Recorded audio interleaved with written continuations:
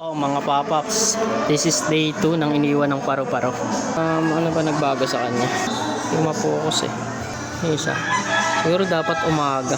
Hapon na kasi kaya ayaw na masyadong mag-focus. Pero yun, napansin ko, 3 pala siya. So hindi siya masyadong kita. 3 siya eh. Basta 3 siya, meron pa kasi dito sa dahon. Tapos, ang napansin kong nag-iba sa kanya, sa day 2, kung mapapansin nyo, ang nakikita kong nagbago is nagkaroon siya ng itim sa gitna. Nagkaroon siya ng itim sa gitna na parang mata. So parehas sila nito. Nagkaroon ng itim sa gitna.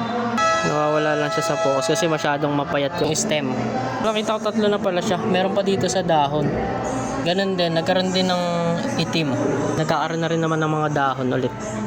Buhay pa pala siya. Buti hindi ko pa siya tinanggal. Kalamansi na yan. Kasi parang mabubuhay pa naman siya.